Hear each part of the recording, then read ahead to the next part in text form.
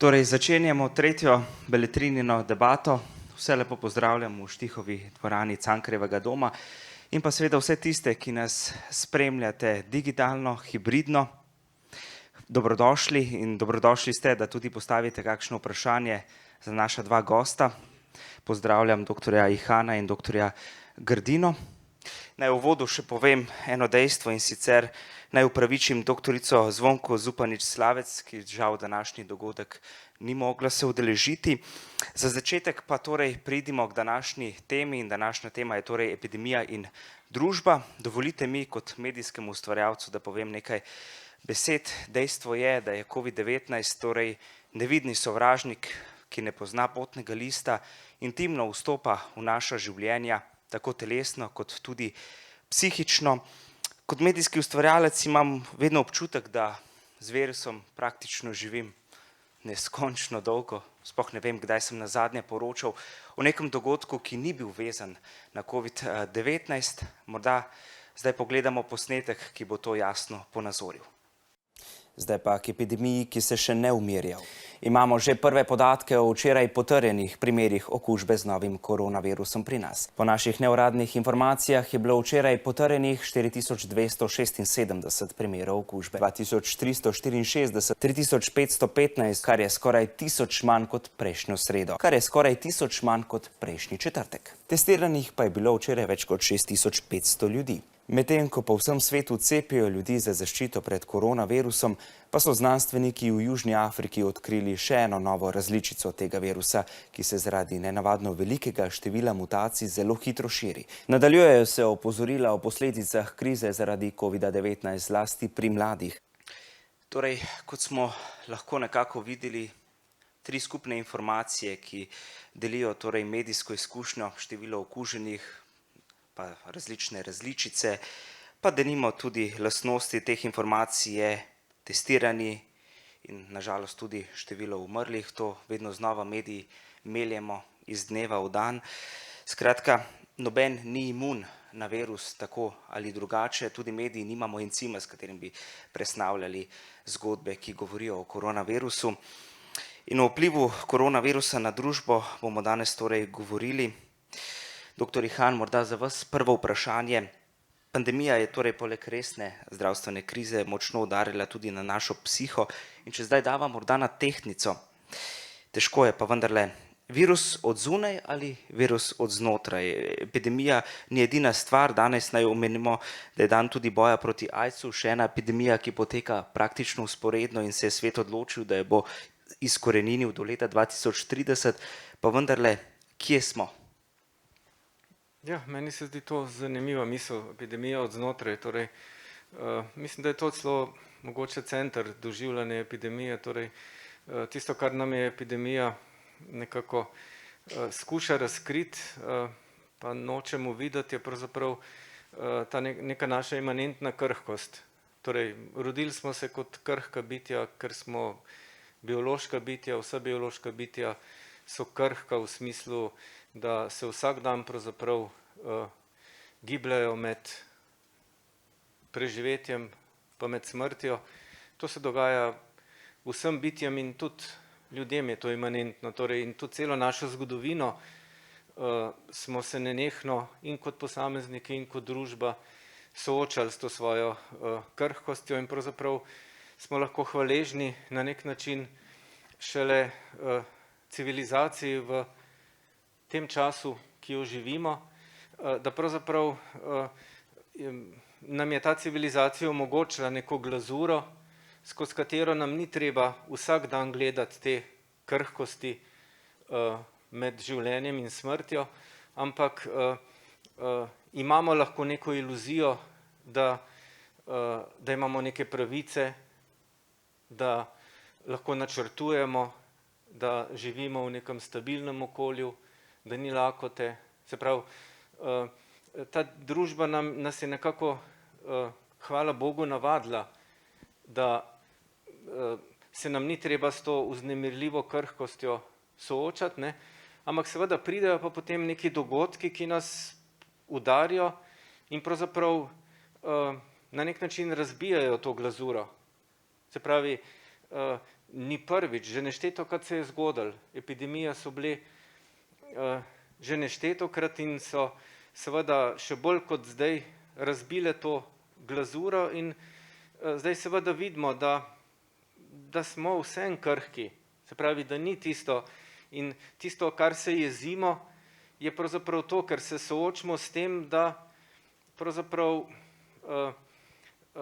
nismo to, kar smo, hvala Bogu, doživljali pod nekim civilizacijskim varstvom, ampak smo samo malo od tistih epidemij, ki so včasih, kaj se vem, v 6. stoletju, pa v 14. stoletju, ko je bilo Evropa praktično uničena od epidemij, se pravi, da imamo to smrtno, da je smrt zelo blizu in tega pravzaprav ne prenesemo, oziroma tukaj se delimo, se mi zdi, na dvoje. Nekateri so na nek način šokirani, ker skozi to razbitino te glazure vidijo to svojo lastno imanentno krhkost. Nekateri smo pa na nek način hvaležni, da se je razbila s tem udarcem samo glazura, da cela vaza pa ni, se pravi, da cela vaza življenja keramična pa ni razpadla, kot je mnogokrat v zgodovini. In se pravi, in nekako se ne moramo sporazumeti, da smo pravzaprav isti, delimo čisto isto usodo, samo dva vidika iste. Eni so presenečeni zaradi te krhkosti, drugi smo hvaležni, ker se je samo glazura razbila, ker se ni v resnici življenje razbilo, kot se je mnogokrat, naprimer, vem, če se spomnim neke zgodovine medicine, imamo v 6. stoletju neko kugo, ki je pravzaprav bila, ki je nastala zaradi popolnoma banalnega razloga. Mislim, da je bil prej na Islandiji nek vulkan, ki je v Evropi znižal temperature in potem je bil še v Salvadorju, mislim, en drug vulkan in potem za 10 let je v Evropi nastala strašanska lakota, zato ker enostavno so se zime podaljšale, postale so neskončne, žita niso več obrodila, zavladala je strahotna lakota, družbe so se transformirale, razrušile in seveda to je idealen način, da potem iz Kitajske, Egipta pride epidemija, pridejo podgane. Normalno taka kuga povzroči samo, če smo ljudje organizirani, če imamo ustrezno urejeno družbo, če nismo izčrpani od lakote, potem se take kuge samo, tiste muhe povzročijo samo tako imenovano bubonsko kugo. To pomeni, kuga je bolezen enega človeka.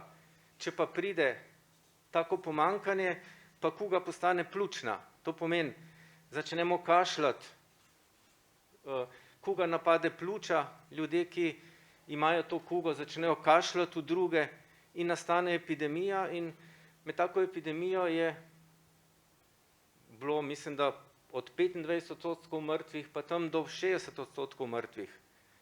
In to je trajalo in hočem reči, to, kar je zdaj, to je samo praska na glazuri, ki nas sooči s tem, da smo krhki.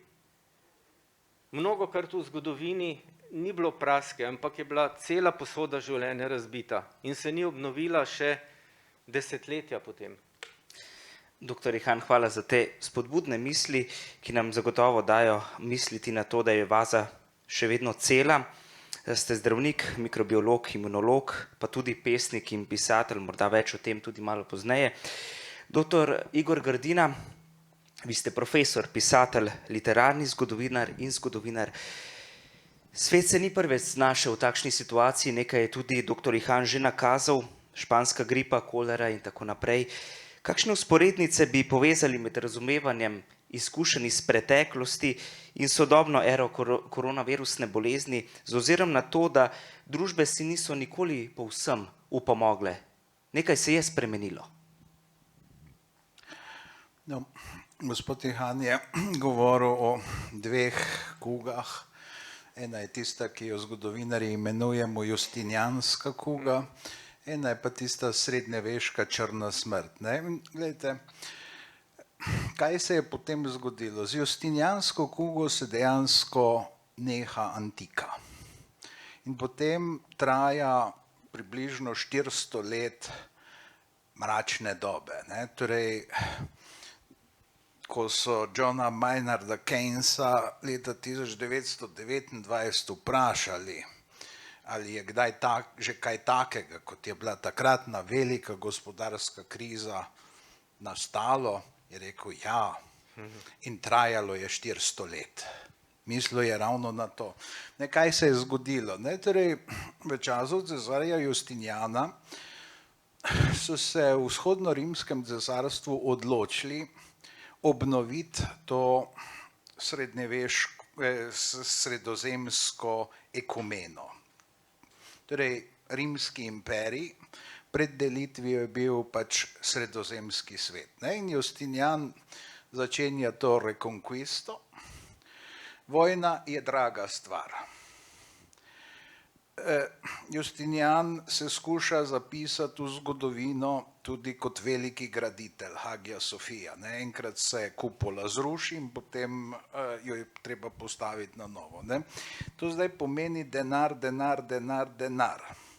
In zdaj pride pa kuga, ki zmanjša število davkoplačevalcev, ne samo torej državljanov, ampak tudi davkoplačevalcev, recimo tam pač 25–30%.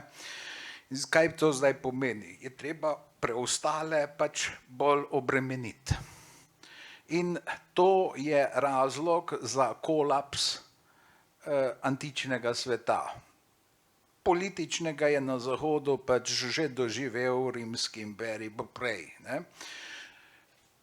Ni se zacelilo tako, kot je bilo poprej v času Antoninske kuge, torej v času Marka Aurelija, kjer takoj zatem ni bilo kakšne velike krize, kakšnih velikih osvajanj, kakšnega velikega napora, in potem Ciprijanska kuga, tudi ta ne povzroči takšnega reza, ampak Justinijanska pa, ker ko imate neke velike sisteme, potem če se že gospodarska dejavnost zmanjša za 10%, pride lahko do totalnega zloma. In to se je zgodilo tukaj. Ampak to je recimo nek mračen scenarij. Vzemimo pa zdaj to srednjeveško črno smrt. To je tam 1349 je to na vrhuncu pri nas, torej zlasti na Štajerskem pride do strahovitega uničenja. Računa se približno 1/3 evropskega prebivalstva takrat propade v nekaj letih. Samo 2 coni sta v Evropi takrat, ki se temu izogneta, to je severna Češka in južna Poljska. Ne vemo zakaj. Torej, srednjeveški ljudje so to pripisovali Karlu IV., ki je bil velik zbiratelj relikvij.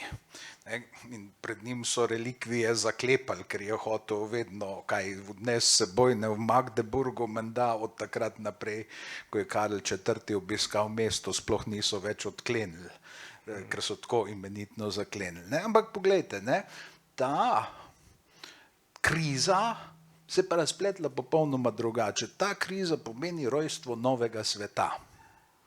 Torej, odvisno je vse od ljudi, kaj in kako se soočijo z nekim izzivom. Torej, medtem ko so ljudje v času cesarja Justinijana očitno bili zazrti predvsem, kako bi obnovili tisto blagostanje, ki je bilo poprej, so zdaj v ob koncu visokega, v začetku poznega srednjeveka, reagirali popolnoma drugače. Ne? Torej, ne nazaj, razen miselno, kajti hoteli so takrat obnoviti antični svet, ne? To je renesansa. Ne? Ampak rodili so pa nekaj popolnoma novega. Ne? Torej, tu sta dva paradigmatska primera popolnoma drugačnega izida, tako rekoč istega izziva. Ne? In zdaj, ko govorite pač o tem, kaj je za danes, to je zdaj odvisno, kako smo ljudje danes povezani ali pa tudi ne, koliko si zaupamo ali pa tudi ne. Morda se je s tako veliko krizo bolje kot koncept družbe soočil stanovski red, ko so bili ljudje razdeljeni kot v nekem organizmu na tiste, ki molijo in skrbijo za zvezo z ljubim Bogom, na tiste, ki se bojujejo, torej represivni organi pa vojni in tako dalje, ne, to je plemstvo, in potem tretji stan. Ne. Temu ne morete reči družba, ker ti ljudje imajo tako temeljito drugačne ideale, težnje in so tudi, vsaj načeloma, razen seveda v prvi stan, neprehodni. Ne? Torej, v katoliškem svetu je jasno. Ne? In zdaj morda se takšna razdeljena, morda bi kdo rekel celo kastna struktura v težkih časih bolje obnese.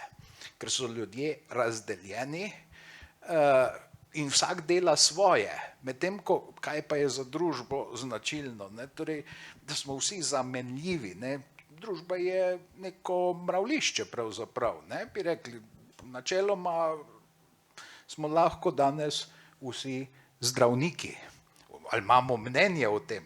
To vidimo, da se dogaja in to vidimo, da kam tudi vodi. Ne? To bi gospod Ihan bridkih zgodb potem lahko mnogo povedal. Glejte, v srednjem veku to gotovo ne bi šlo. Ne? Morda so oni takrat rodili idejo novega sveta, nove zamisli, ravno zaradi tega lahko, ker so bili drugače organizirani.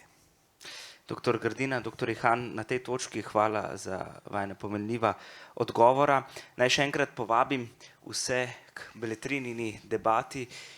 Če imate kakšno vprašanje za enega izmed gostov, ste povabljeni, da torej napišete komentar, z veseljem ga bomo prebrali, pa tudi občinstvo tule, ki je zbrano, če boste imeli vprašanje, ki se vam poraja, kar dvignite roko, pa bomo potem počasi prišli k odgovorom.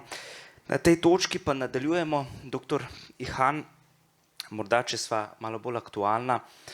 Udarila je različica Omikron v Južni Afriki, oziroma bolje rečeno, prisotna je zdaj že v številnih državah, morda tudi v Sloveniji, pa še ne vemo. Na današnji novinarski konferenci vlade zaenkrat pravijo, da je še ni trenutno v Sloveniji. Združeno kraljestvo, različne države postopajo po svoje, Japonska se je zaprla, Izrael se je zaprl, Združeno kraljestvo je torej omejilo vstop. Kaj sploh vemo o tej novi različici, kakšna enigma predstavlja? Ja, pravzaprav je zanimiv fenomen, kako pravzaprav merimo zdaj to epidemijo v nekih različicah. To so seveda taki virološki izrazi, s katerimi se nihče drug do zdaj kot virologi ni ukvarjal, niti se ni nihče drug ukvarjal z PCR-jem in podobnimi stvarmi. To niso bile nikoli družbene teme in je tudi simptomatsko, da so družbene teme. Ne. Epidemija je na koncu enotna, se pravi, epidemija je pravzaprav, smo soočeni z nekim novim virusom, s tem novim virusom bomo slej ko prej morali priti vsi v stik in potem, ko bomo prišli v veliki večini v stik, bomo pač nek svoj imunski, oziroma to bo že družbeni imunski sistem, bomo pač prilagodili temu, da bomo zaživeli tako imenovano, se pravi, bomo zaživeli en nov odnos z virusom, ki ne bo tako zelo travmatičen, kot je zdaj, ko je veliko ljudi, ki prvič pride v stik z virusom in bolj zboli. In zdaj te različice med sabo seveda niso tako različne, da bi zaslužile tako pozornost, razen odločevalcev nekaterih, ampak vendar je očitno, da nekako z njimi merimo čas te epidemije. Se pravi, meni je to bolj simptomatično v tem smislu, da nekako vsak dan pričakujemo, da se bo vendarle nekaj zgodilo, kar pomeni, da priganjamo ta čas, da bo vendarle konec te epidemije, da bo še zadnja grška črka, pa se bomo oddahnili. Jaz to bolj v tem smislu razumem. Se pravi, o tej različici pač ne vemo kaj doše. Nekaj dni je, nekako nismo zelo vznemirjeni v smislu, da bi bila kakšna huda katastrofa. Virus vemo, da ima svoje možnosti mutiranja, svoje možnosti, da preživi, in večina teh možnosti je izkoristil. Tudi ta nova različica, ki se je razvijala popolnoma sama za sebe, pravzaprav povzema večino mutacij, ki so se že zgodile čisto ločeno, kar pomeni, kar je zelo pomenljivo, ne? To pomeni, da veliko možnosti za ta virus ni več, zato ker če nek virus, ki se je čisto ločeno razvijal, pa vendar naredi enake šahovske poteze, da bi preživel, to pomeni, da teh potez ni neskončno veliko. In to nam spet daje Upanje na šahmat. Ja, upanje, da se bo ta šah končal. Da se bo končal bodisi še z 2 grškima črkama ali pa še s 3 grškimi črkami, ampak to ne bo nič kaj časovne komponente spremenilo. V vsakem primeru bomo nekje tam spomladi verjetno vsi nekako soočeni s tem virusom in nekako upamo potem, da bomo mogoče še imeli neka jesenska cepljenja, tako kot pri gripi. To še vedno računamo, da je najbolj verjetno. Pa še to predvsem v primeru, se pravi, verjetno prvo leto za vsak slučaj, na to pa se bo izkazalo, ali tisti, ki se v jeseni še nekako skušajo zaščititi, ali boljš odnesejo kot tisti, ki bodo junaško na svoji koži rajš v živo se srečali z virusom. Tako da, kot rečeno, meni so ta izredna pozornost do vseh teh različic mi je bolj simptom tega, da v resnici zelo želimo, da ta čas čim hitrejš steče in da pridemo do konca. In to vsi želimo. Doktor Grdina, se vam morda zdi, da smo nekako zbanalizirali globalni problem? Občutek imam, da veliko govorimo v tem sodobnem svetu o svobodi. In preprosto je občutek, da smo kul, če nasprotujemo ukrepom, priporočilom zdravstvene stroke, komorkoli pač že, samo da uveljavljamo svojo voljo. Kako gledate na to? No, opozorili ste na moj akademski naslov, ampak tukaj lahko odgovorim seveda popolnoma laično, ne, ker ta akademski naslov se vendarle nanaša na zgodovino. In lahko samo upamo, da ima gospod kolega prav, da ne bomo rabili še kakšnih gruzijskih črk za variante, ne, ali pa sirskih, ne, ali celo cirilskih. Ne, ampak vendarle, ja. Da o kitajskih ne govorimo, ne? Da o kitajskih ne govorimo, ker jih je kar precej, ne. Ampak vendarle, ne, Ja, gre preprosto za eno temeljno vprašanje sodobnega človeka in to je zaupanje. Zaupanje. Ne? Torej, zaupanje v ljudi, ki več vedo, da prav vedo. Ne? In tukaj vidimo posamezne cone, da se različno odzivajo. Ne? Torej, lahko bi potegnili črto, ne? Kje je recimo cepljenje nekaj običajnega in ljudje temu zaupajo in tam, kjer imajo znanost pač za eno od mnogih stvari, kot je lahko ideologija, kot je ne vem karkoli pač, ne da je znanost, da ima neko vendarle posebno odgovornost in zato zelo natančno tudi metodologijo, ne, zaradi česar ji lahko bolj zaupamo, kot pa recimo, kaj se vem, nekemu ad hoc uvidu. Ne. Zaupanje v znanost je v nekaterih conah sveta pač drugačne vrste zaupanje, kakor v karkoli drugega. Ne. V srednjem veku je bilo recimo zaupanje v ljubega Boga večje kot katerokoli drugo zaupanje. Ne. Torej, v 19. stoletju je pri marsikom na to mesto največjega zaupanja prišla znanost. In recimo, ne, ko beremo spomine Josipa Vošnjaka, ko tam piše, ne, kako so leta 1859 umivali rane različnim vojakom z isto gobo. In ranjenci, ki bi verjetno preživeli, so umirali. Ne. Niso vedeli pač za tisto, kar je Semmelweis odkril, torej antisepso, pa potem asepso in tako dalje in tako naprej. Ne. In zdaj, ko gledamo recimo tam zgodovino medicine v 19. stoletju, ne, to je terapevtski nihilizem. Ne, torej, ideologija je približno takšna. Ne. Zdravi lahko samo narava. Naloga zdravnika je, da omogoči, da narava zdravi. Drugače pa znanost seveda torej popisuje bolezni. Je bilo to napačno? Ne, to ni bilo napačno, zato ker torej niso vedeli, kaj je to antisepsa.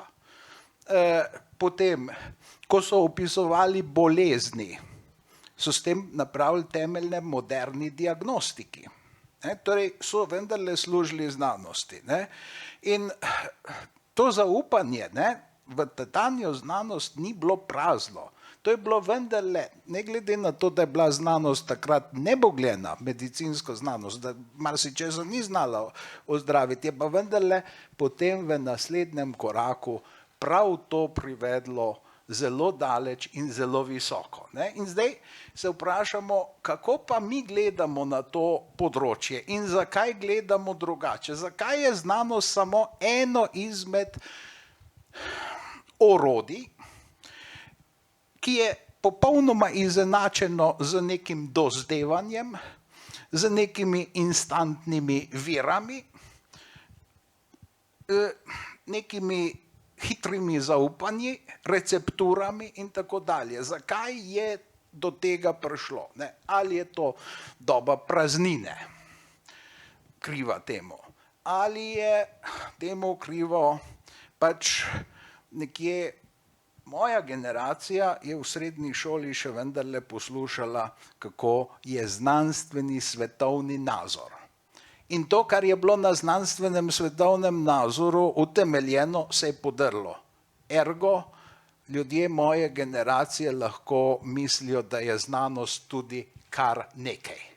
Ne, znanost v resnici ni kar nekaj. Ne? Znanost ima, torej stroga znanost ima metodologijo, zaradi katere ji pač gre neko zaupanje, seveda pa drugačne vrste kot čemu drugemu, seveda pa znanost tudi ni popolna. Ne? In zdaj, če bi merili dosežke znanosti na enak način kot nečesa drugega. Ne? Torej, nekje imate, da se od 10 primerov 2 ujemata. V znanosti se pa vendarle procent mnogo višji. Ne? Ampak seveda, mi smo navajeni stikala. Vse ali nič. Jaz sem predaval književnost. In čedalje manj je bilo skozi leta diskusij. Torej, vse je bilo ali ja ali ne, sprejmem ali ne sprejmem. Vmes diskusije, nekaj ja, nekaj ne, tega ni. In to je ta radikalizacija našega mišljenja. Nič ni vmes, samo pesem o ja in ne pa amen. Doktor Grdina, pravzaprav neposredno že odgovarjate našemu prvemu vprašanju, ki smo ga prejeli, in sicer, če se torej navežemo na družbo, kako so pravzaprav pravice porazdeljene, ali je torej svoboda oziroma razprava o svobodi posameznika skupine, ali ima skupni imenovalec, ali lahko rečemo, da je mnenje nekoga enako pomembno, kot je mnenje drugega. Kje se torej konča ta svoboda posameznika? Pa morda vprašanje za oba.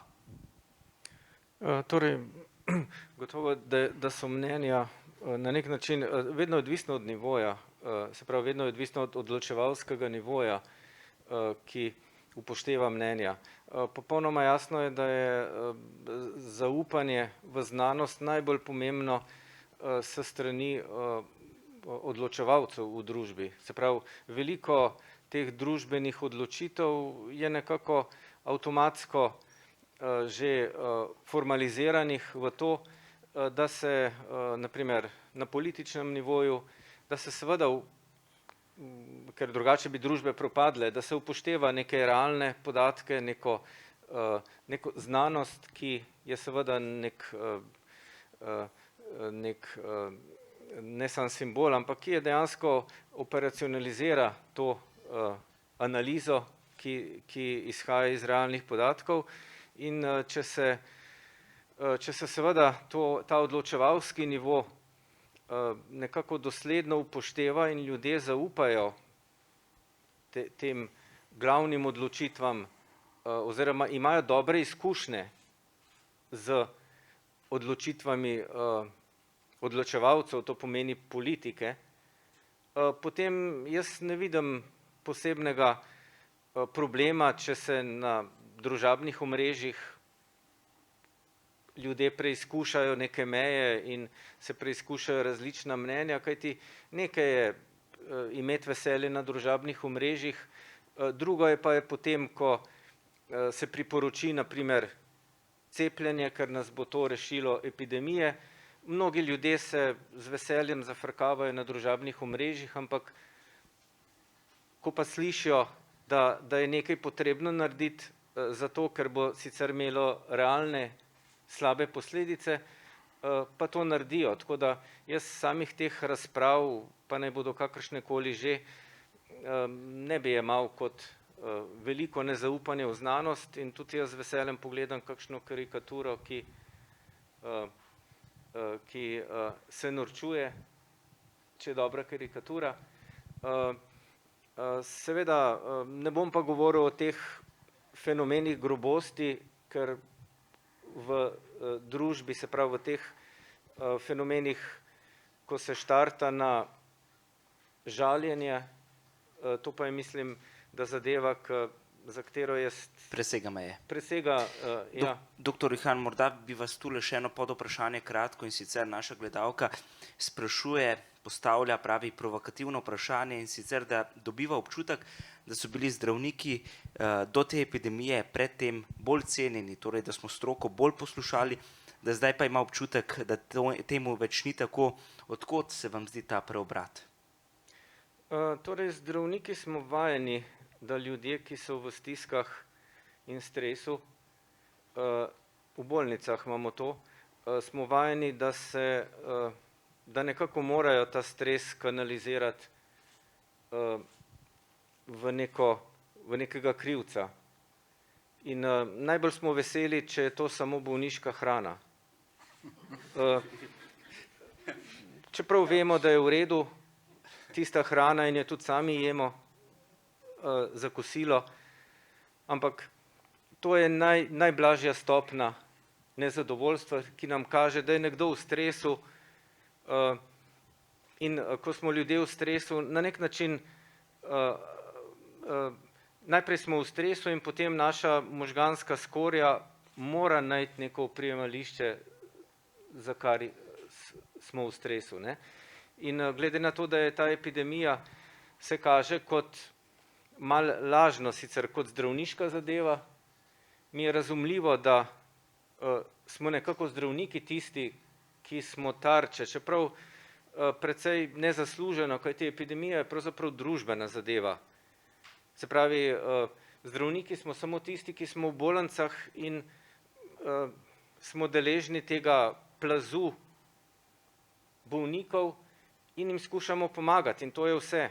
Zdravniki ne odločamo o tem, kako se bomo obnašali do epidemije. To dejansko odloča družba oziroma reprezentant te družbe je politika, ker smo pač parlamentarna demokracija. Ne?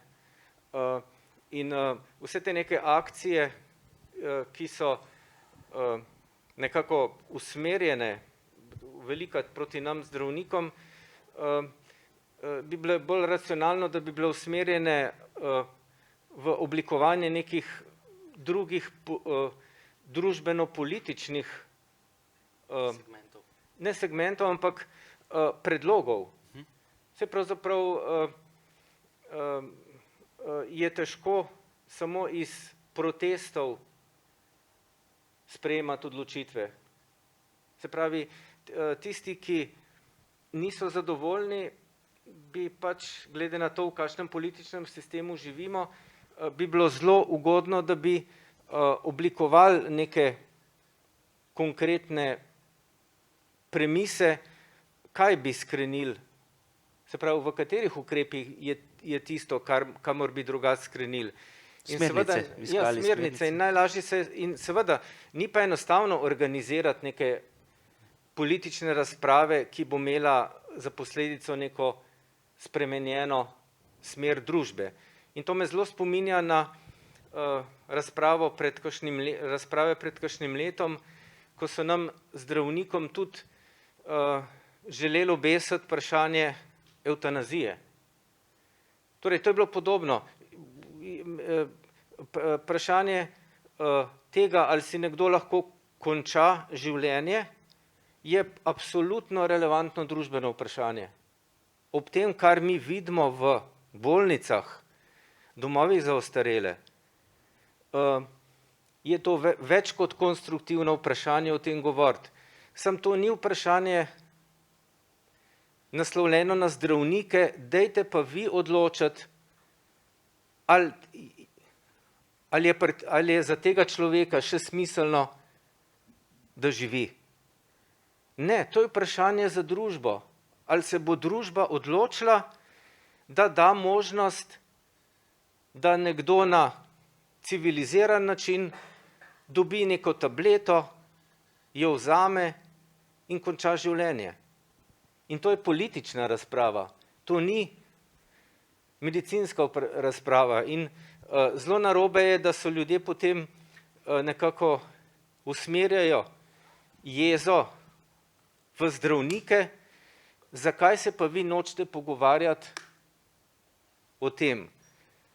Ne, ker se moramo ljudje pogovoriti, ali se nam zdi v redu, da pomagamo tistim, ki želijo končati življenje na nek organiziran, civiliziran način. To nima nobene zveze z medicino. In družbeno vprašanje. To je družbeno vprašanje in bi ga morali tisti in bi ga morali nasloviti kot takšno, družbeno vprašanje. Enako je vprašanje obveznega cepljenja. To ni, jaz lahko povem, da bi bilo trenutno veliko bolj, da bi bilo 90% ljudi precepljenih. Prisežem. Še boljš 100%. Prisežem. Lahko povem tudi, da obveznost cepljenja dolgoročno zmanjšuje zavest, da je potrebno cepljenje. Se pravi, tisti, ki uvedejo obvezno cepljenje, na ta način nastane neka škoda, kar se tiče zavesti, da je cepljenje potrebno, ker se ljudje počutijo prisiljeni. Se pravi, obvezno cepljenje, se pravi, jaz kot zdravnik lahko povem, da bi bilo med epidemijo krasno, da bi bili zelo precepljeni, da je za obveznost cepljenja navadno treba potem plačati neko dolgoročno družbeno ceno, kar se tiče odnosa do cepljenja, ampak absolutno pa je politična stvar družbe, da odloči, ali je to primerno, ali smo za plačati to ceno, ali nismo za plačati to ceno. Torej, to ni naša odločitev. In veliko te jeze, ki je usmerjena v zdravnike, je pravzaprav jeza v tem smislu, zakaj mi ne sprejemamo nekih odločitev, ki bi jih v resnici morali ljudje sprejemati. In tukaj se mi morda poraja vprašanje, ki ga lahko celostno delimo tudi z doktorjem Grdino. Mogoče v tem smislu, glede na to, da je naša gledalka spraševala, da smo tokrat v situaciji, ko so tarča zdravniki, kdo pa so bili morda v preteklosti tarče, ko govorimo o svetovnih krizah? So bili to voditelji, so bili ti vojaški generali, kdo so bili tisti glavni krivci, na katere se je znova in znova s prsti kazalo? Tisti, ki jih je bilo manj, ki so bili nemočni, tisti so bili najbolj priročni krivci, ker niso mogli udariti nazaj. Zelo preprosto povedano in zelo točno, ne, recimo antisemitizem, čarovnice in vse, to je pravzaprav ista zgodba, ne. Ampak vrnil bi se malce nazaj še k tistemu vprašanju. Mi zdi, da to je vprašanje pri vsakem človeku vrednot. Glejte, v 19. stoletju je Fran Erjavec, priznan slovenski pisatelj, v enem pismu zapisal, ne, kaj je največja vrednota. Torej, ko se sprašujemo, kakšne so vrednote, ne, čemu bomo sledili, kje je naša severnica, pravi, ne, za naš največje dobro štejem jaz jezik, kajti je enkrat zgubljen, je zgubljen za zmerom. Ne. Torej, tiste vrednote, ki pa lahko, Jurčič je isto rekel, ne, to, ampak za svobode se bomo pa že še borili, pa jih bomo tudi, če jih izgubimo, pridobili nazaj, ne. Zdaj, če to namesto jezik rečete življenje, potem verjetno niste v takšni hudi zadregi, v takem hudem labirintu, kakor brez takšne hierarhije, ne. Zdaj, pri epidemijah je pa seveda tako, ne, in tudi, ko beremo literaturo o epidemijah, tisto najbolj pretresljivo, da torej povozijo vse in vsakogar, ne glede na krivdo ali nedolžnost, ne glede na to, kako kdo ravna, ne, torej kakšne vrednote ima, to preprosto ne izbira, to ni takšne logike, kot je človeška logika, ne. Torej, ne, ko se človek sooča z nečim takim, pa vendarle potem tudi miselno sočloveka in na te njegove pravice in tako dalje, vendarle, če imamo to urejeno, če niso vse vrednote res čisto na istem nivoju, če pomislimo na to, ne, da nekatere stvari lahko obnovimo, življenja ne moremo obnoviti, ne, mislim, razen v znanstveno-fantastični literaturi, ne, vsaj zaenkrat še ne, ne, in mislim, da potem ni tako zelo težko se odločiti, ne, torej, gre pa seveda za odločitev, ne, in drugače seveda se globoko strinjam s tem, kar je gospod kolega tukaj povedal, ne, torej, da je to veliko širša debata poudarili smo seveda najprej, da je to debata za vse. Ampak jaz bi pa dodal, da je to tudi debata za vsakogar. Doktor Han, morda, če se navežem na povedano, dejansko je COVID globalen problem, ki pa vstopa torej tudi v našo intimo in se dotika vsakega izmed nas individualno. Kako postopati družbeno odgovorno in hkrati individualno do problema, ki je tako celosten, da ga nekako ujamemo v nek lokalen pojem? Kako nekako zdržati v tem, da je nek družbeni pritisk, da je nek pritisk od zunaj, od znotraj, kako v njem zdržati, da psiha ne kolapsira? Ja, mislim, da se moramo predvsem zavedati,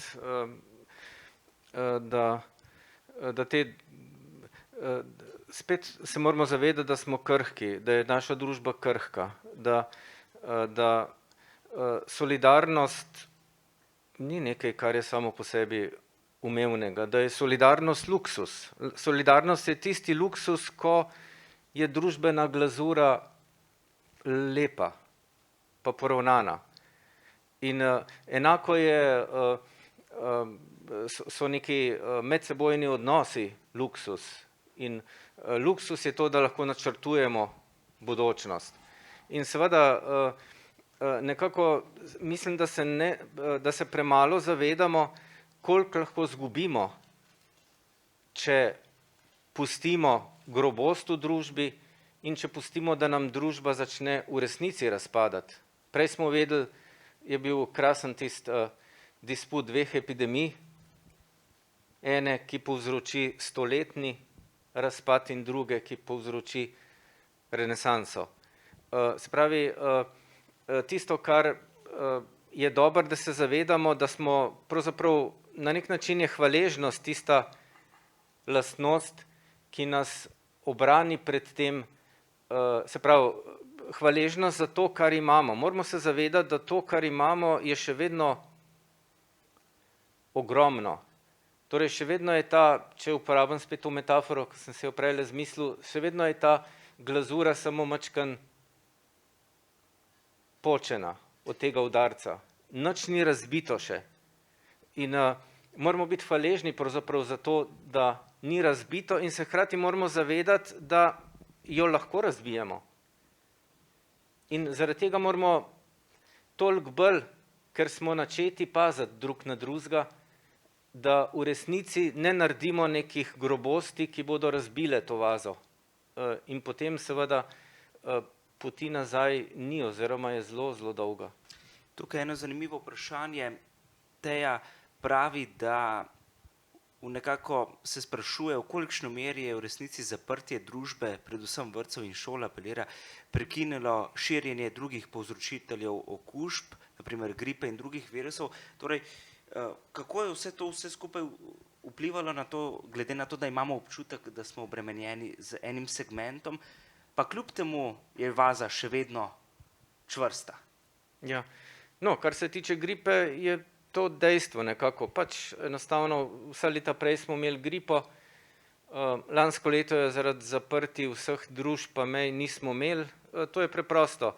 Koronavirus je neprimerno bolj nalezljiv, kot je nalezljiva gripa. In potem smo videli, da lansko leto zanesljivo nismo imeli gripe, kajti mi ne delamo preiskav samo na koronavirus, ogromno preiskav delamo na celo serijo virusov, ker imamo pač v bolnicah take primere, ko ne gre samo za to, ali rečeš, ali je koronavirus ali ni, ampak želiš vedeti točno, kateri virus je in naredimo preiskave za 15-20 virusov hkrati in gripe pač ni bilo. In je pač to lahko razložljivo, kot rečeno. Torej, empirično lahko te stvari dokažemo. Ja, empirično smo jih pokazali, ja, seveda. Mogoče na tej točki, če je še kakšno vprašanje iz publike, ste vabljeni ga postaviti tudi vsi, ki digitalno, hibridno spremljate današnji pogovor. Na tej točki pa, doktor Grdina, morda mičkeno nehvaležno vprašanje, pa vendarle ga bom postavil. Kakšen konec napovedujete koronavirusu, če mi je sploh to mogoče napovedati? Gre za globalni problem, ki verjetno pozna tudi globalni konec.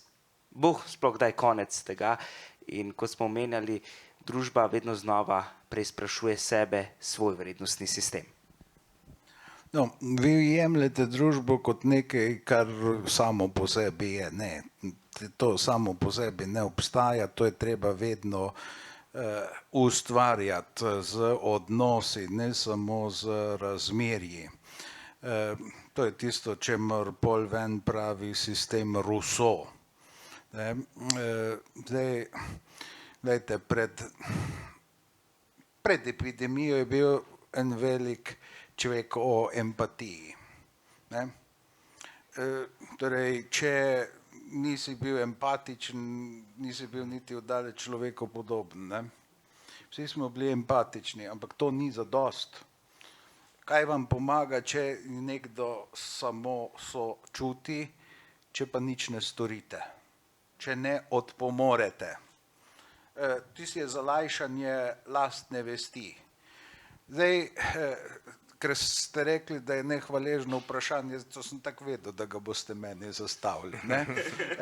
Zaradi tega, ker zato je strokovnjak tukaj kolega. Mislim, kaj bo z virusom.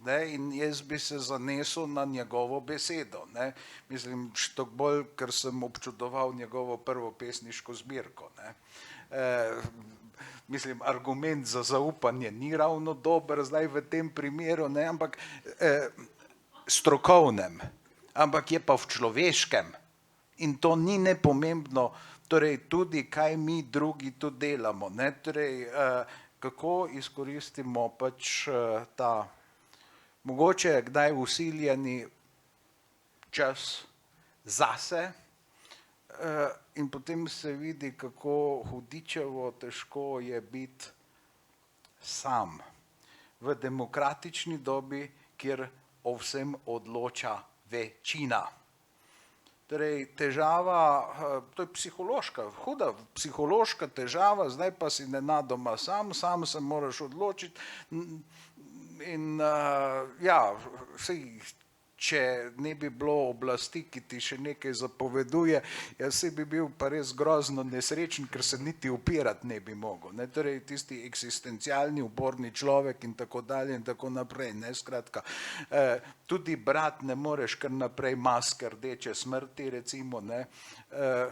Ampak ja, poglejte literaturo, ker smo pač vendarle v nekem literaturnem kontekstu, pa vendarle, a ni zanimivo to, da pravzaprav največja dela, ki zadevajo epidemije, hočejo normalnost. To je Decameron, recimo. Torej, ne poznam pač večjega dela v svetovni literaturi, ki je povezano z epidemijo. Ampak kaj je v Decameronu? Torej, to kipi od življenja, ki si ga pač tam teh osamljenci umišljajo, zamišljajo in s tem en drugemu tudi pomagajo živeti. Saj to ni samo neko zgodbarstvo. Torej, to ni knjiga, kjer je epidemija samo pretveza, ampak je vendarle knjiga, ki z vsem bogatstvom karakterjev, ker to je tisto bistveno pri človeku, karakter, potem vendarle pomaga živeti. Preživeti najprej na tej čisto enostavni ravni, pa potem seveda zaživeti s polnimi pljuči. In gledajte, če so prejšnje generacije zmogle, lahko tudi mi, če se ne podremo. Torej, lahko smo pa preveč komod za to, da se ne bi podrli, lahko smo preveč komod, da se upiramo samo oblasti, ne upiramo se pa virusu. Doktor Grdina, lahko eno osebno vprašanje? pustite zdaj doktorja primerov, vse mi lahko rečete preprosto vi in ker pogovarjamo se pač tukaj, jaz zastopam neko morda človeško izkušnjo, ne, on je doktor za te stvari. Ne. Pa vendar, literarna inspiracija je lahko pandemija literarna inspiracija? Vprašanje za oba. Seveda je, ne, saj imate Pekičevo besnilo, recimo, ne, eno imenitno delo, imate Camijevo kugo, torej Maska rdeče smrti, ne, je, torej Slavko Ostrc je balet iz tega napisal, enega prvih slovenskih baletov, se ni samo literatura, ne, imate še marsikaj drugega, ne, torej, ja, seveda je inspiracija, ne, karkoli je človeškega, karkoli človek doživi, kar mu pride nasproti ali tudi naproti, vse to je seveda umetnost, ne, ker kaj pa je umetnost, ne, imamo dve v bistvu temeljna pogleda, ne, pri Shakespearju imamo zrcalo, ne, torej Harold Bloom je pa to popolnoma obrnil, kako pravzaprav tudi Shakespeare in velika literatura anticipira življenje. Sej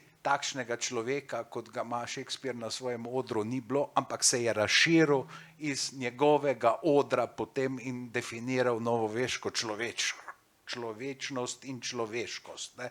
Torej, gledališka umetnost ima to moč, ne, ker tam so se nepismeni srečevali res z vrhunsko umetnostjo. Ne. Danes bi imel takšno vlogo film. Ne, torej, zdaj, a je korelacija med tem, da zdaj iz ekrana kar šprica kri, ne, mislim, tega je čedalje več, ne, torej, včasih si rekel, da pač najlažje si ogledaš kakšno streljačino, ker veš, da to ni res, da ne more biti res, ne, prizadenete pa kakšna melodrama, ne, sentimentalna zadeva, ker to pa je lahko res, ne, danes seveda ni več te delitve, ker je vsaka streljačina lahko v resnici zelo, zelo življenjska. Ne. Ja, in zdaj, gledajte, v tem labirintu, ne, seveda eno je literatura, ki to na neki površinski ravni zagrabi, ne, torej, ki živi iz pač samega fenomena. Eno je pa seveda tisti, in jaz mislim, da je tukaj Decameron močen, ne, ki je hkrati upor epidemiji, upor normalnosti, nereduciranega človeka. Ne, in torej, a je kakšno takšno delo že iz sedanje epidemije, upam, da bo gospod kolega to v naslednji knjigi opisal, ne, ker slišim, da pripravlja nekaj. Doktor Ihan, pa vas bom kar direktno vprašal. Torej, zagotovo je ta epidemija vaš delovni material, tudi v literarnem smislu, kaj ne? Ja, samo v literarnem smislu je epidemija spet samo lahko kot ena zunanja okoliščina, se pravi, to je tako kot literatura, ki se dogaja med vojno, ali literatura, ki se dogaja v času nekih nemirov, vedno je iskanje literature, iskanje človeka, torej iskanje spet to, kar je bilo prej rečeno, normalnega človeka, torej neki zunanji okviri pa vihari sami po sebi niso zanimivi. Mogoče so za te hollywoodske ali pa druge filme, se pravi o epidemijah smo že videli ogromno filmov, torej precej filmov je bilo praktično zelo podobnih tej epidemiji že. Nekateri so se končali dobro, nekateri slabo, ampak vsekakor tisto, kar je v filmih, v filmu gre za spektakel, ampak v literaturi pa gre na koncu vedno za dva človeka ali pa nekaj ljudi, ki imajo neke svoje preplete odnosov in epidemija je pravzaprav lahko samo okolje, ki je mogoče malo bolj intenzivno, mogoče nudi majčkeno bolj zanimive situacije, nenavadne, ampak na koncev je to samo nekaj zunanjega, kar v resnici ni tako zelo pomembno za. Se pravi, tudi če je knjiga, ki se dogaja med vojno, vojna pravzaprav, če je dobra knjiga, vojna pravzaprav ni tista glavna med osebami v tisti knjigi. Ampak zagotovo se vas je dotaknila iz različnih aspektov ta korona, ko bi lahko rekli kriza. Kako jo morda poskušate razumeti kot nekdo, ki je pravzaprav znotraj tega in potem naredite 2 koraka nazaj? Je ta razlika, kako gledate na samo situacijo? Ja, jaz moram reči, da sem vso to korono krizo pravzaprav precej optimistično gledam na to krizo. Meni se to ne zdi neka, se pravi, vis-a-vis vseh teh prejšnjih epidemij, o katerih smo se učili, se mi to, da na koncev delamo strašen halo samo zato, da povprečno vsak človek naredi en špik v rame, pa da majčken masko čez obraz. Mislim, ali je to kakšna revolucija ali kaj? So bile v zgodovini veliko hujše stvari. Ljudje so morali so mogli stradati, so mogli hoditi na ne vem kakšne pohode, so mogli razseljevati svoje družine, so se mogli skrivati leta in leta. Se pravi, investicije, ki so jih ljudje dajali v neke druge dogodke, so bile 100-krat večje kot investicija, da si daš en špik v ramo. Tako da jaz sem, kar se tiče izhoda te epidemije, zelo optimističen in tudi smo kot civilizacija, kot cel svet, smo v bistvu v takem povezanem stanju, da ne vidim neke nevarnosti. Torej, mogoče je bila zadnja epidemija, ki je bila na robu tega, ali se bo produktivno končala ali pa ne, je bila pandemija AIDS-a. Takrat ni bilo tako zanesljivo, kako se bo svet obrnil do. Se pravi, šlo je za spolnost, šlo je za problem, ki se tiče samo nekaterih, ne pa neke večine. In tisto je bila epidemija, za katero sem silno vesel, da se je konstruktivno rešila. Se pravi, rešila se je tako kot ne z tistimi srednjeveškimi pogromi nad ljudmi, ki naj bi bili krivi. Se pravi, nekoč je bil pač ta refleks, da mora nekdo biti kriv. In najlažje je za take večje nesreče izbrati nekoga, ki je kriv, ga obdolžiti in potem vso nesrečo in ves gnev te krhkosti, ki jo zaznamo skozi epidemijo, se pravi te lastne krhkosti, vso to jezo zaradi odkrivanja lastne krhkosti zvalimo na nekoga, ki je kriv za to. Mislim, da smo z pandemijo AIDS-a nekako kot človeštvo Skupili skupaj in premagali ta refleks, da bi na enega zvalili krivdo. In v tem trenutku jaz mislim, da smo že kar nekaj korakov naprej. In jaz ne vidim neke realne nevarnosti. Dobro, to so ta neka upiranja, so pač neka bolj ali manj zreli ekscesi, ampak globalno je pa svet izredno povezan, pa izredno odločen za premagati to pandemijo in tudi ne vidim pravzaprav neke hude nevarnosti, da tega v resnici ne bi v dosti kratkem času dosegli. Doktor Ihan, morda še eno vprašanje, ki smo ga prejeli precej ostro in sicer v smislu tega odgovornosti in pravzaprav ne na kolektivni ravni, ampak kar na osebni, v smislu tega, da se zgodijo tudi smrti ali pa zapleti s cepivom, kdo naj zdaj prevzame odgovornost, se naj konkretno vprašanje, ali tudi sami morda čutite odgovornost, kar se mi zdi seveda popolnoma nesprejemljivo, pa vendarle, kako bi odgovorili na takšno vprašanje? Torej, preprosto vsi vemo, da imajo cepiva v neki v neki, se pravi, v nekem zelo malem deležu spletov dogodkov, ki jih zdaj pač nekako poznamo, recimo 1 na 100 tisoč, da se vektorska cepiva, konkretno, ko gre za to, da se cepljenje lahko konča z tragično za tistega, ki je cepljen. Vemo zdaj celo mehanizme tega, ampak še vedno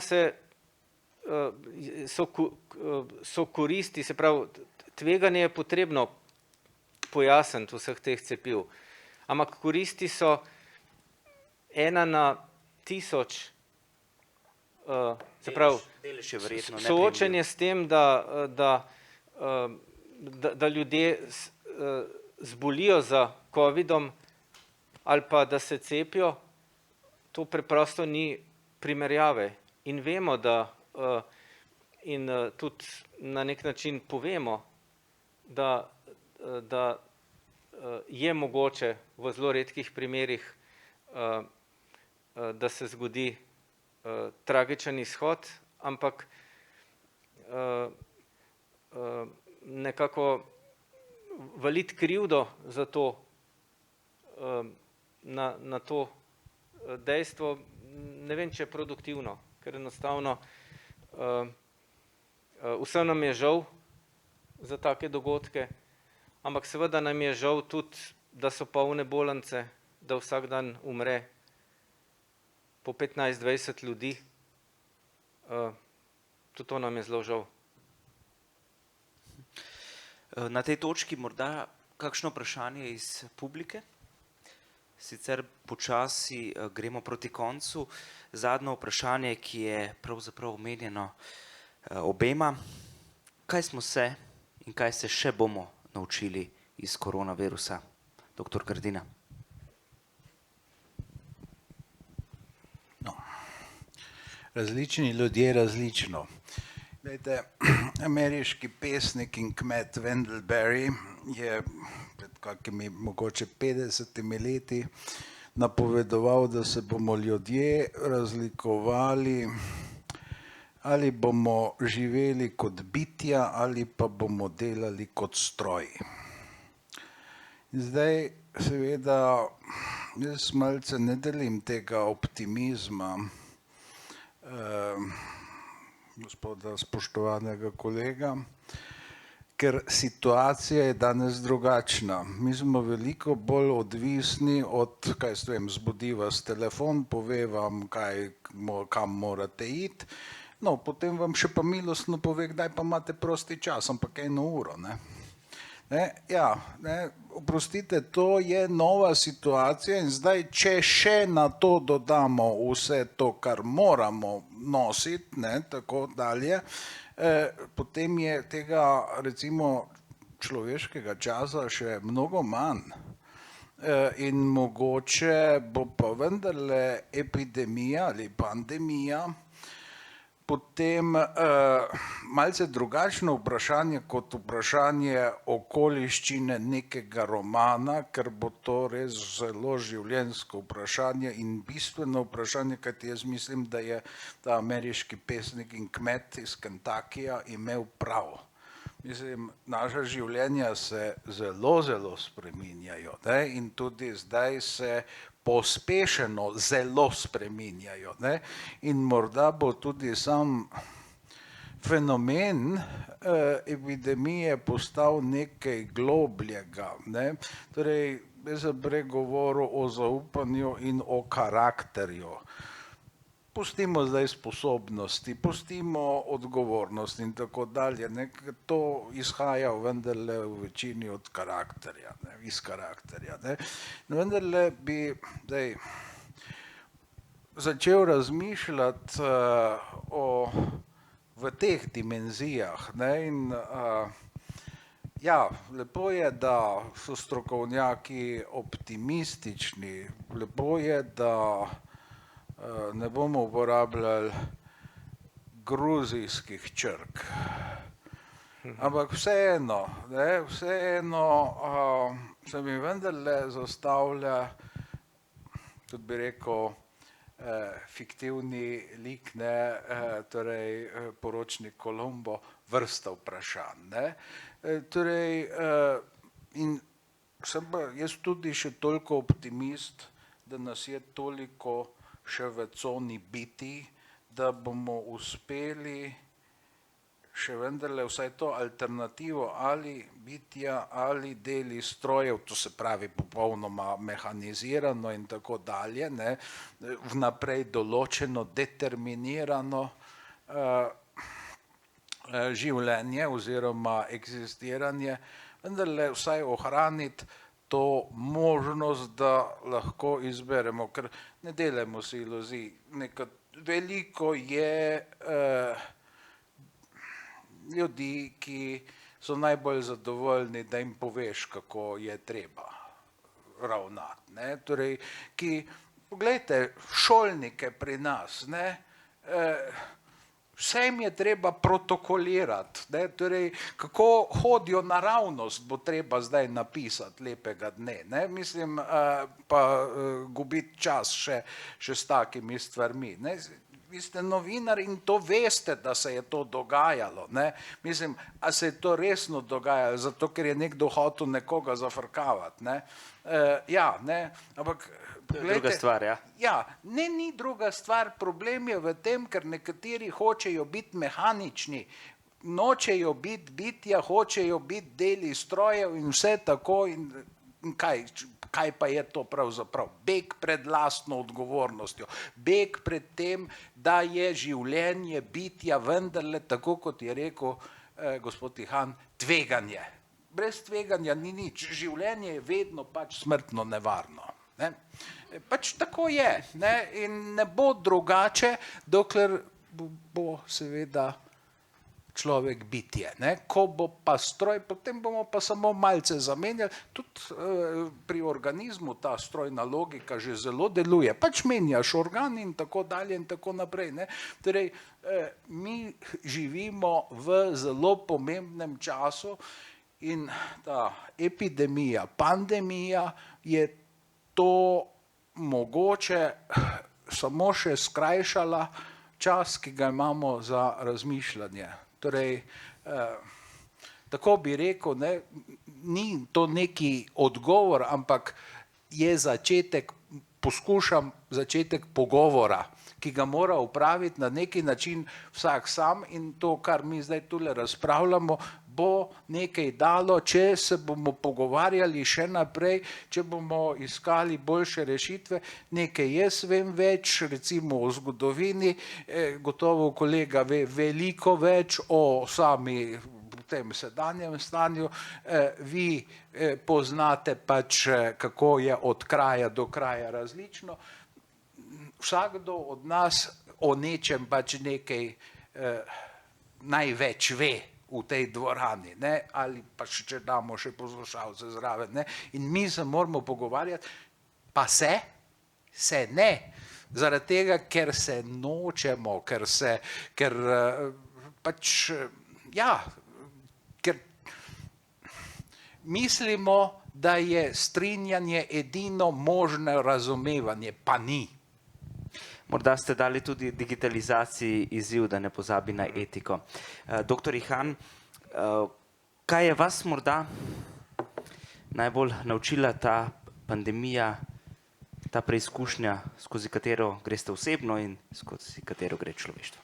No, jaz mislim, da ravno, če navežem, da je tisto, kar bi se morali na nek način naučiti, ko se bomo otresli te osuplosti, da smo krhki kot družba, da pravzaprav se nam lahko marsikaj razruši, za kar smo prej mislili, da je vnaprej trasirano za 10 let, se pravi vse te kariere, ki so nastavljene v srednji šoli, pa naj bi šle 40 let, pa tiste, ki so na Japonskem nastavljene že v osnovni šoli, pa naj bi šle 50 let naprej.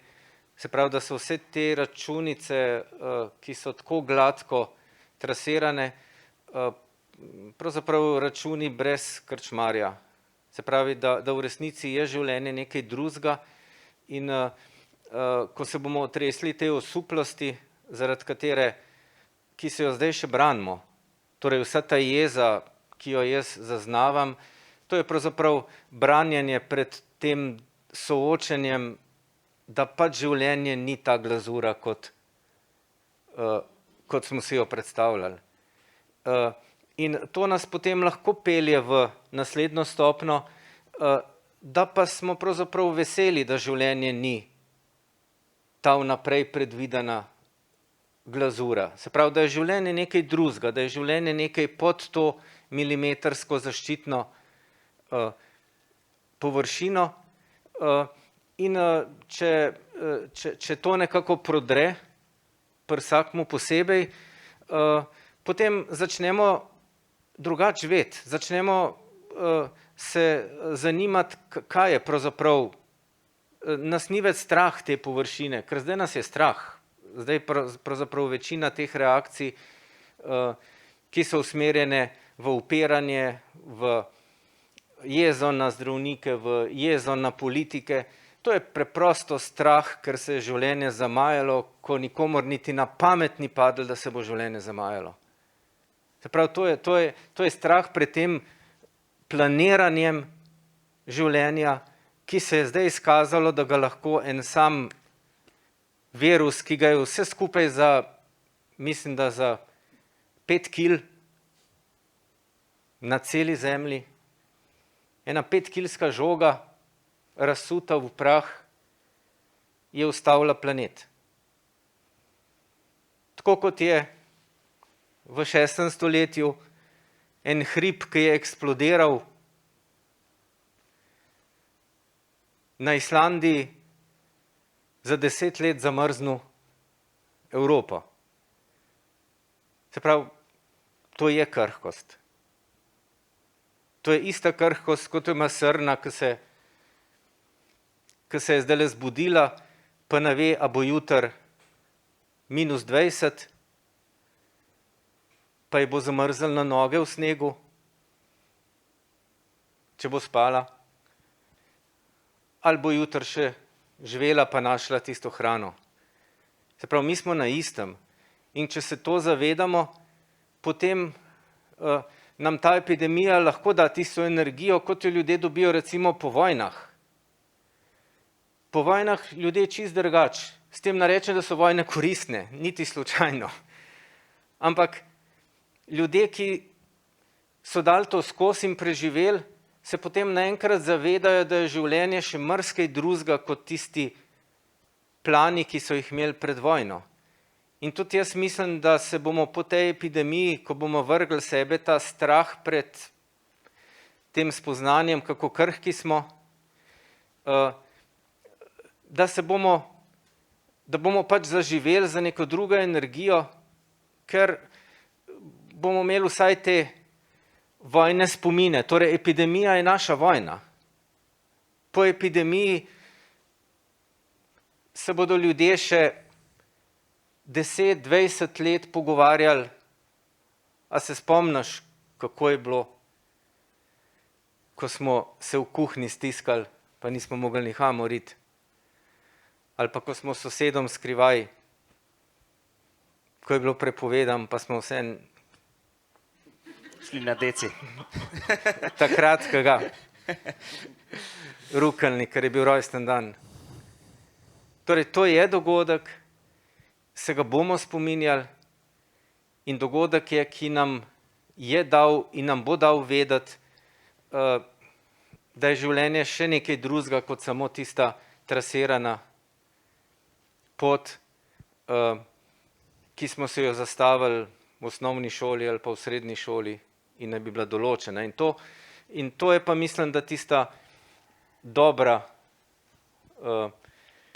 izplen od tacega pretresa, kot je epidemija, ki je seveda absolutno naravna katastrofa in si jo nikoli v življenju ne bi želel. Doktor Ihan, doktor Grdina, hvala za vajine misli.